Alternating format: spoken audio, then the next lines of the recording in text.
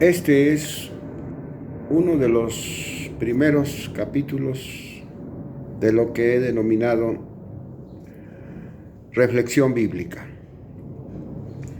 La reflexión bíblica hoy se las presento con un fundamento personal, explicando que la intención, el interés personal que tengo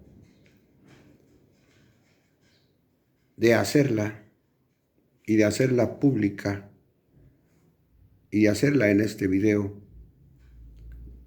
que es el primero de todos los que podrían venir después, tiene como finalidad principal el colaborar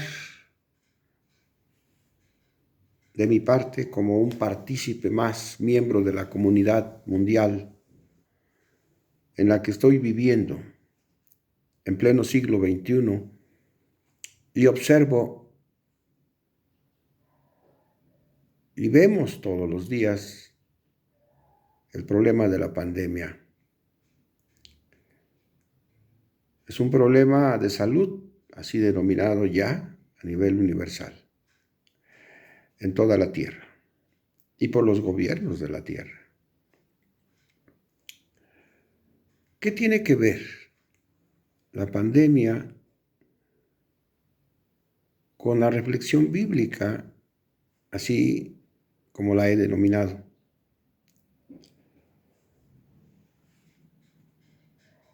¿Cuál sería el fondo de la reflexión bíblica en las circunstancias en que se encuentra la humanidad en este momento?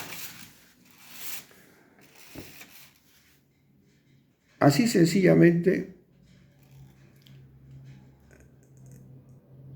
es un intento de mi parte de profundizar en el tejido social del mundo, de los habitantes de la tierra, de los oyentes que escuchen esta reflexión bíblica,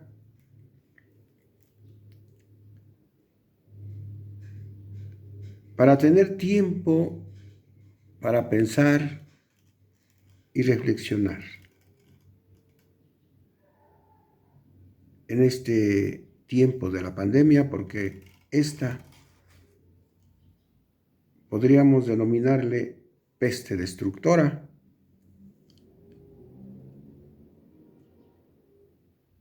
que está costando muchas vidas humanas.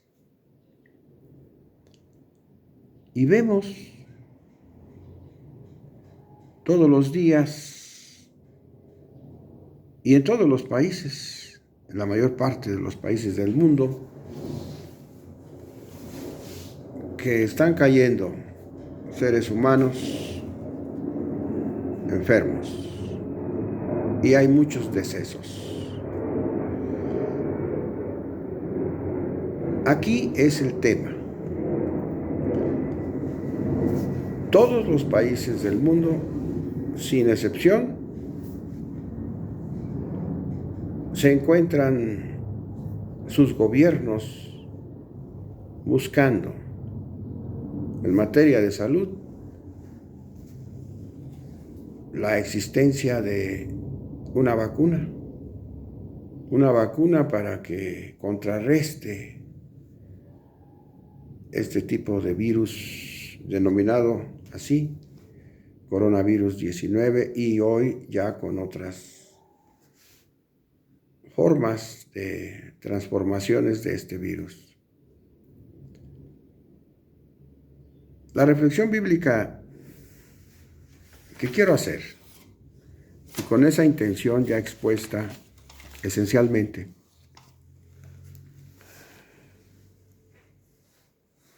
estaba leyendo la escritura, las Sagradas Escrituras en el libro de Segunda de Reyes, en una versión católica, para no ir más lejos, podemos ir a la versión evangélica, que hay varias, pero en las dos está establecido. Este pasaje bíblico que quisiera compartirles a todos ustedes, respetuosamente, sean de la religión que sean. Pero este es una parte bíblica que su narración nos motiva a hacer ante todos ustedes esta reflexión bíblica, que espero no sea la última. En el capítulo 5 del libro de Segunda de Reyes hay un pasaje bíblico que nos habla de cómo fue curado un general muy importante de la lepra. Se llamaba Naamán. Este general de los ejércitos del rey de Siria era un hombre de gran consideración y estima para su amo, pues con su medio había el Señor salvado la Siria, y era un varón forzado y rico, pero leproso. Y narra el pasaje bíblico que Naamán le fue a pedir permiso a su rey, a su amo, para ir a las tierras del rey de Israel. Él padecía la lepra y era muy rico, muy influyente, muy poderoso. Y dice las Sagradas Escrituras así, en su versículo 2 nos dice: habían salido de Siria guerrillas y cautivado en tierra de Israel a una doncellita que entró después a servir a la mujer de Naamán, a la mujer del general que estamos mencionando. Y esta doncellita le dijo a la señora, cuando ella se enteró que Naamán tenía lepra, le dijo: si mi amo fuera a verse con el profeta que está en Samaria, sin duda curaría de la lepra.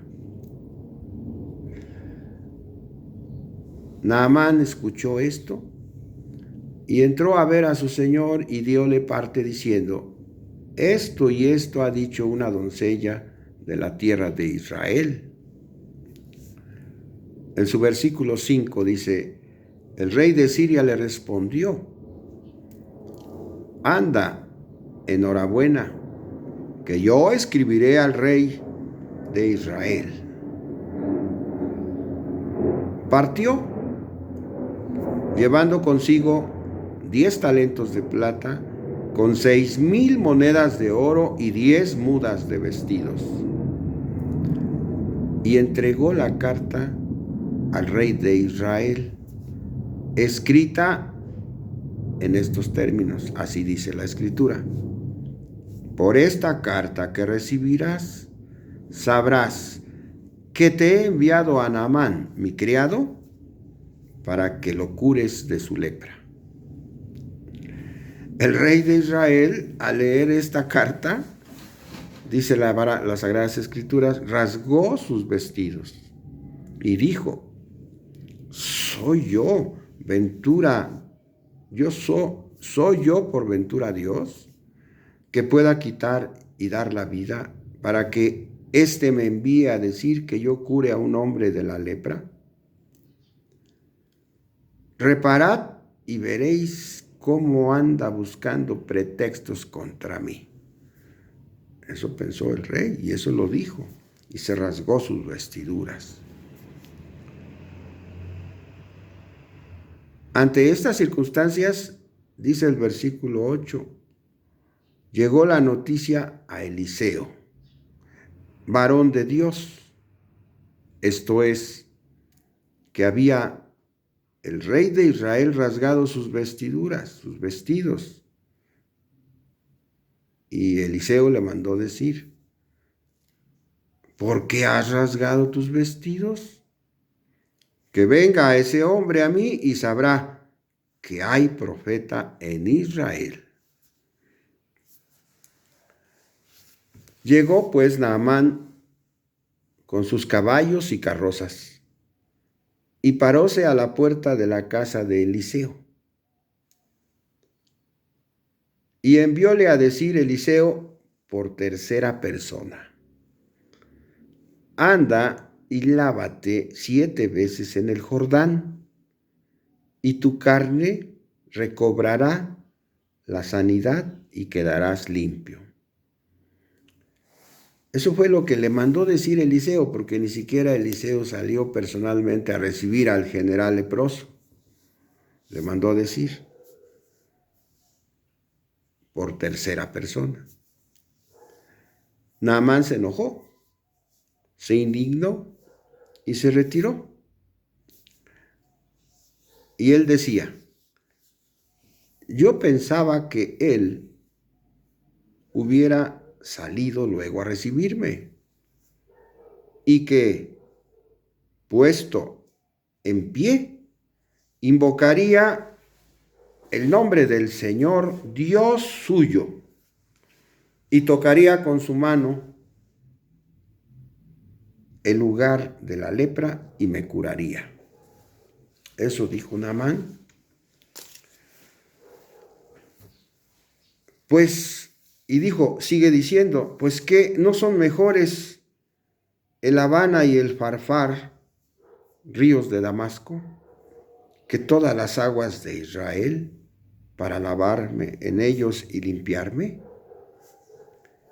Como volviese pues las espaldas y se retirase enojado, se llegaron a él sus criados y le dijeron, Padre, aun cuando el profeta te hubiese ordenado una cosa dificultosa, claro está que deberías hacerla.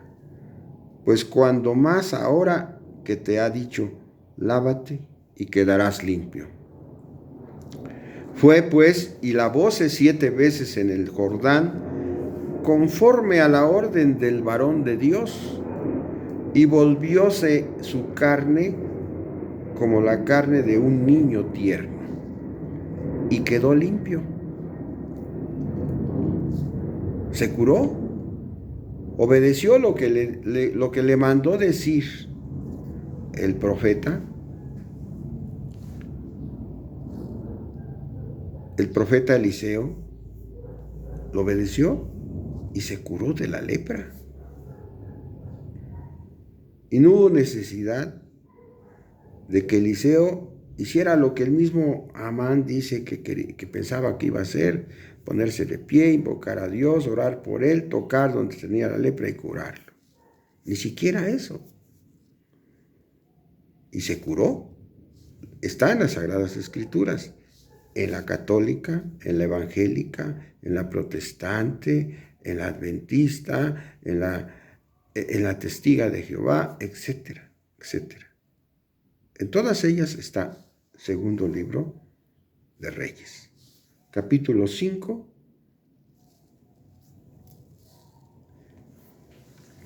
En ese capítulo, pues tiene hasta 27 versos. Pero les estoy dando a conocer lo principal. Se curó de la lepra. Eliseo el profeta le dijo, ve y lávate 7 veces en el río y listo. Él se fue enojado, dudó, pero al final lo convencieron su misma gente de él. Pues bien, en esta circunstancia debemos nosotros notar, aquí es donde entra parte de nuestra reflexión que quiero compartir con todo el mundo. Era un general poderoso. era criado, era criado del monarca de Siria, del rey de Siria, pero era poderoso, de tal manera que aquí podríamos pensar a manera de reflexión, si el rey, su amo, que era rey de Siria, era tan poderoso, ¿por qué no lo curó? ¿Por qué lo tuvo que mandar con el rey de Israel? Y luego, ¿por qué el rey de Israel se quitó las vestiduras, se las rasgó, mostrando desesperación, por supuesto, preocupación, porque pensaba que pues él no era Dios y que el rey de Siria estaba buscando pretextos nada más, pues para hacerle la guerra y declararle la guerra. Pero esto nos lleva a pensar un poquito y decir, bueno, ¿por qué no lo curó el rey de Siria? ¿Y por qué no lo pudo curar el rey de Israel? Si los dos eran reyes. Los dos son reyes, es decir, eran jefes, eran los que gobernaban a esos pueblos. Hagan de cuenta Estados Unidos con su presidente, China con su emperador y sus demás servidores públicos. Aquí, en las ciudades de Latinoamérica, sus presidentes de los estados. En Europa, pues sus gobernantes de cada país tienen el poder, tienen el dominio sobre esas naciones. Y sin entrar al análisis de dónde procede el virus que está causando tanto daño y que nos tiene postrados a todos, sin excepción, ricos y pobres, reyes y no reyes, jefes de Estado y no jefes de Estado.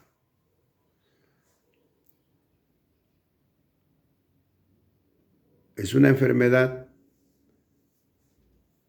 de la cual no se ha podido librar a los gobernantes, a los gobernados de la tierra por sus gobernantes. Está difícil.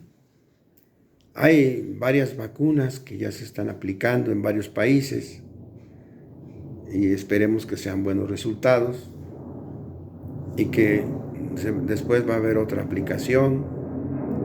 Y por supuesto que no reprobamos en lo mínimo. Son esfuerzos que los gobiernos de la tierra están haciendo para beneficio de las personas, de los seres humanos, de los gobernados. Pero volviendo a nuestra reflexión bíblica, ¿por qué Eliseo? Porque sí se curó Naamán al obedecer las instrucciones del profeta Eliseo. Eliseo, profeta del Dios de Israel, no es un profeta de cualquier Dios, era el profeta del Dios de Israel, del Dios todopoderoso, del que envió a Jesucristo, nuestro Señor, a la tierra, para morir en el madero de la cruz y salvar al mundo entero de la perdición. Aquí en este caso, pues todos tienen poder, Naamán y el rey de Israel tienen poder, pero no lo curaron. Pero como les decía, el profeta Eliseo le dijo al rey de Israel, no, ¿para qué te quitas, para qué te rompes las vestiduras, para qué te las rasgas? Que venga, dice, que venga a mí y sabrá que hay profeta en Israel. O sea, no es una persona que dice ser, que cura, que alivia, que adivina. No, que hay profeta. Y el profeta era, en las mismas Sagradas Escrituras, dice que Dios, habiendo hablado muchas veces y de muchas maneras a vuestros padres en otros tiempos por medio de los profetas, y en estos días habla a través de su Hijo Jesucristo por cuanto hizo el universo. Entonces ese profeta hablaba no por cuenta de él, hablaba por cuenta de Dios. Y le dijo, ni lo recibió siquiera, ni él salió personalmente a recibirlo. Efectivamente, le mandó a un tercero y le dio la instrucción: ve y lávate 7 veces. Y ya el Señor, pues enojado, se quiso retirar, pero fue convencido de que lo hiciera. Y lo hizo y se curó. ¿Por qué no quería hacerlo? Porque pues se sentía humillado. Ni siquiera él mismo dice: yo creí que me iba a recibir personalmente, y que él me iba a orar, y que él me iba a tocar, y que él iba a pedirle a su Dios que me curara. Podríamos pensar que el general, porque no fue el rey, sino el general, se resistió, mejor dicho, a obedecer la instrucción que le daba el profeta, la instrucción que le estaba dando Dios por medio del profeta. Pero su necesidad, su estado de necesidad en que se encontraba enfermo por lepra y convencido por sus consejeros, diríamos así, obedeció. ¿Sería humillación? ¿Qué está haciendo ante Dios? Se está quitando las vestiduras que lo estaban envolviendo de vanidad, de poder, de prepotencia, de que todo lo podía hacer, menos curarse, que era dueño de haciendas y de vidas, como hay en la actualidad grandes sectores sociales que están organizados en empresas, en distintas actividades lícitas, por supuesto, y de otro tipo de actividades que es de explorado conocimiento de todo el mundo. Recordemos que Dios les dio a los hombres libertad de caminar en el camino del bien o en el camino del mal. En este comentario que estoy haciendo voy a hacer un paréntesis, regresándome a la época en que hubo en la Biblia está registrado que hubo un término para los seres vivos, para la humanidad, para los hombres. Dios vio que el hombre estaba completamente desordenado, desobediente, lleno de impureza, con tendencia a seguir el camino malo. Y Dios se sintió apenado de haber hecho al hombre y pensó en destruirlo. Y mandó un diluvio y lo exterminó. Entonces solo se salvó Noé y su familia. Pasó el diluvio y Dios le dijo: sal. Y salió Noé y sacó a sus animalitos que llevaba en el arca. Ese pasaje bíblico es de todos conocido, de la mayoría del mundo, porque tienen años predicando la palabra de Dios las iglesias, habidas y por haber. Termina el diluvio, sale Noé, saca a los animalitos y hace holocausto a Dios, y ese holocausto a Dios le es agradable. Y promete Dios, dice, ya nunca más voy a volver a destruir al hombre. Y lo cumple. Y le deja en libertad de que éste camine por el camino del bien o el camino del mal. Lo deja en libertad. Dios es respetuoso de la libertad del hombre. Pero le dice, pero me vas a dar cuenta de toda palabra que hables y de todo lo que tú hagas. Pero este es el camino, el de vida, y este es el camino de muerte.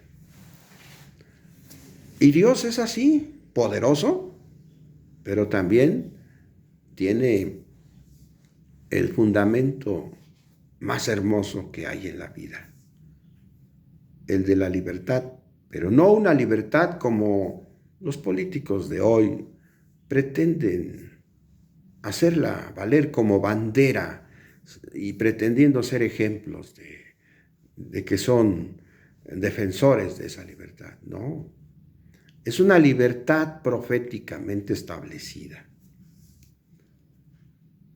que sustenta el porqué de la vida de los hombres. La vida de los hombres, su razón de ser es estar aquí para servirle a Dios y adorarlo, porque Él es el único poder en la tierra y en el universo. Pero Dios lo dejó en libertad.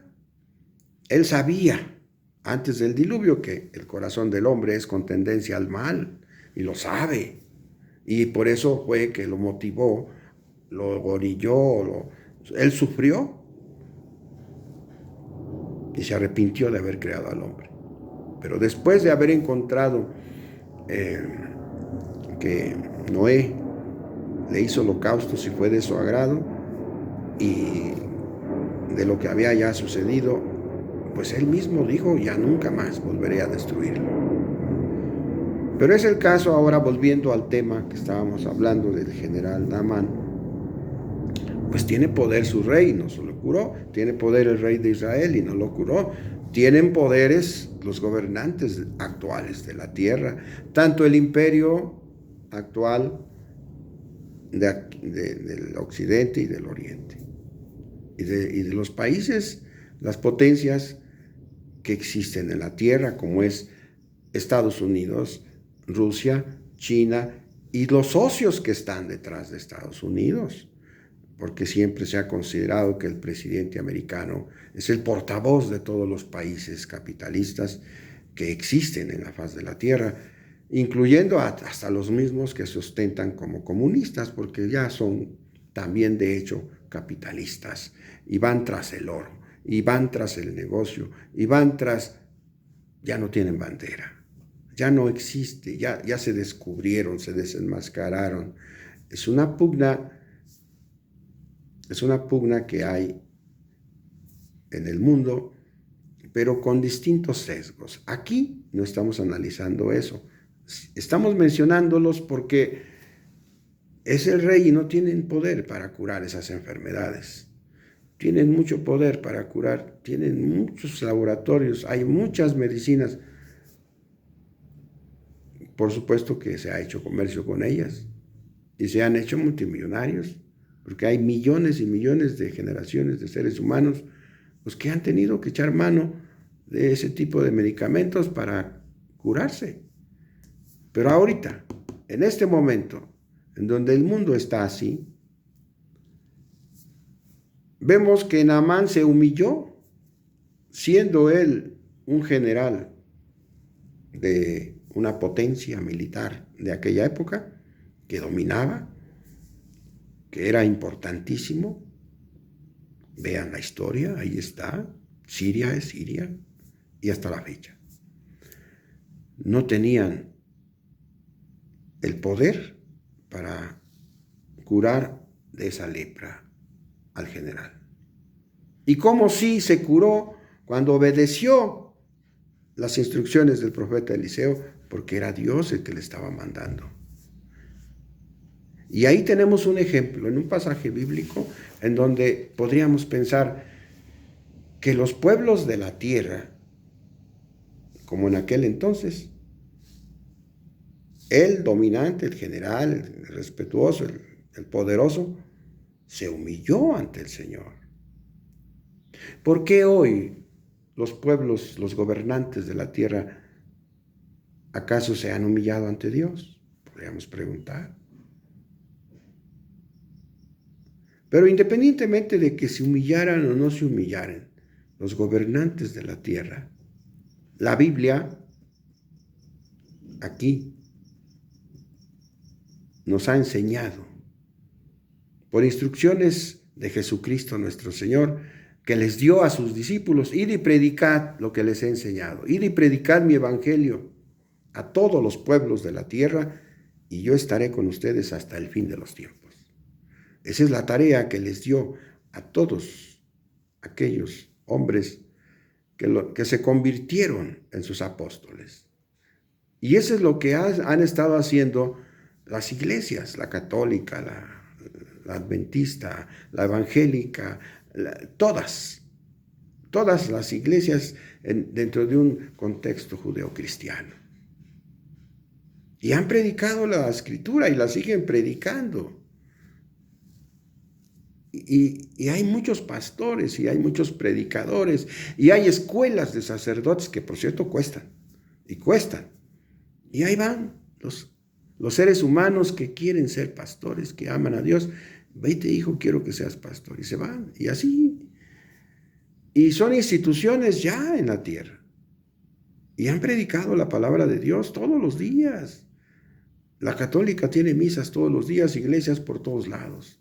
Las evangélicas, que también son poderosísimas, la evangelista, la adventista, todos los días, o cada sábado, o cada domingo, en fin. Pero son precisamente las instituciones que están cumpliendo con el mandato que les dio Jesucristo a sus apóstoles: id y predicad mi evangelio en toda la tierra, y yo estaré con ustedes hasta el fin de los días. ¿Cómo está viviendo el mundo? ¿Cómo estamos viviendo en la actualidad? ¿Cómo es la situación del mundo en la actualidad? Y permítanme comentarles algo que me parece que nos va a ilustrar. Encontré un comentario, un comentarista bíblico, inclusive de la iglesia, de la Biblia guadalupana. Decía, refiriéndose a Roma y refiriéndose específicamente al Senado romano y a los senadores, decía: las mujeres mandan a los senadores mandan en el Senado, el Senado manda a Roma y Roma manda al mundo. ¿Quiénes gobiernan?